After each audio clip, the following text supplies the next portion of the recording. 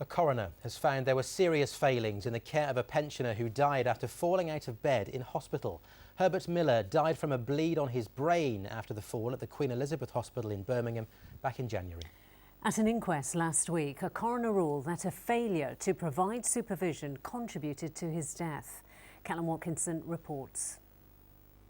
80-year-old Herbert Millar was born in Jamaica, lived for 50 years in West Bromwich, but died suddenly in Birmingham after falling out of bed in hospital where he was recovering from an operation.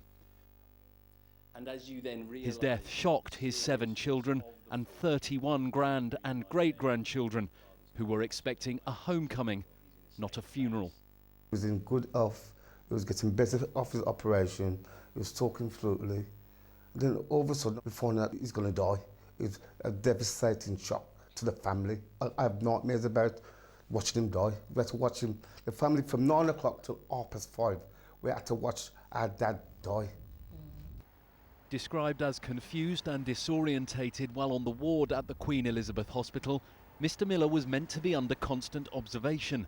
But one of the 2 staff on duty at the time didn't know that, and Mr. Millar fell while he was out fetching a bag for another patient. The coroner was told that Mr. Millar was assessed as needing one-on-one nursing care when he arrived at hospital, but that no agency staff were available to provide it, and so he was being monitored by a healthcare assistant. The verdict was that the absence of that one-to-one care constituted a serious failing by the trust, and that had it been provided, Herbert Millar would not have fallen out of bed. A particularly difficult finding for this large and loving family. If they didn't have sufficient staff on that ward, my father's got 7 children, so many grandchildren. If we had known, we would have gone in and given Dad the care that he needed. We would have given him that one-to-one care.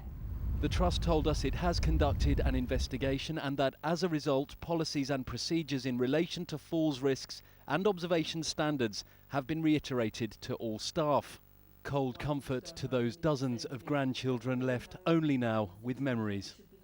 Very honest, loyal and ambitious, very ambitious person. All they want now is to make sure that no other family suffers as they have. Callum Watkinson, ITV News. Now stay with us.